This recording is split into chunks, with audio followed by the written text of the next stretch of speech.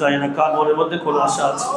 আল্লাহ কে কোন বিপদে মুসিবতে আছে আল্লাহ প্রত্যেকের বিপদ দূর করে দাও, মুসিবত আসর করে দাও।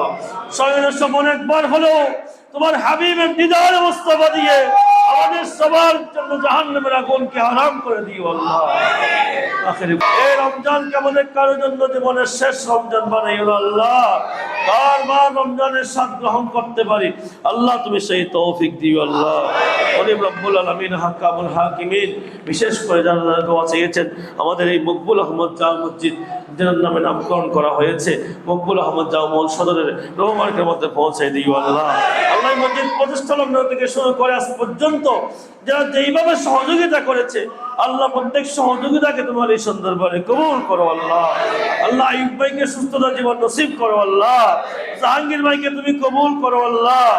আল্লাহ এই এলাকার সর্বসাধারণ যারা যারা আছেন আল্লাহ একেবারে ব্যান গাড়িওয়ালা, রিক্সাওয়ালা, ঠেলা গাড়িওয়ালা, আমার গার্মেন্টস কর্মী, দিন ভাই মজুররা, একেবারে এই এলাকার স্থায়ী বাসিন্দারা, আপনার এই এলাকার জমিদার ভাইয়েরা যারা যারা যেভাবে তোমার দরবারে প্রার্থনা করেছেন আল্লাহ হাত তুলেছে আল্লাহ প্রত্যেকের কালে হাতকে তোমার সুন্দর করে কবুল করো।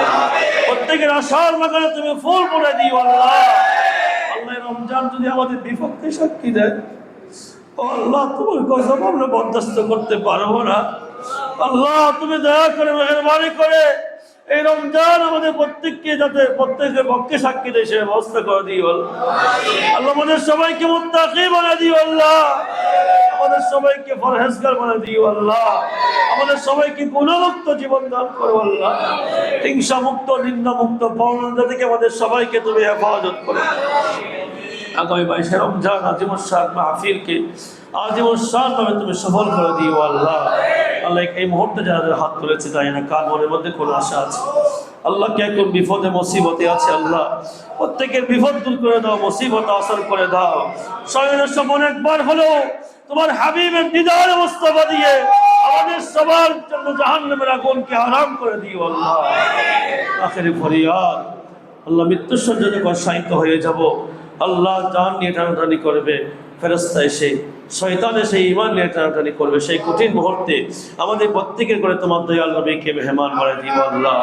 তোমার দয়াল নবীর নূরানি হাতে হাউজে কাউসারে পানি পান করে দিয়া তোমার নবীর নূরানি জবান দিয়ে আমাদের সবাইকে পড়াইয়া দিও লা ইলাহা ইল্লাল্লাহু মুহাম্মাদুর রাসূলুল্লাহ।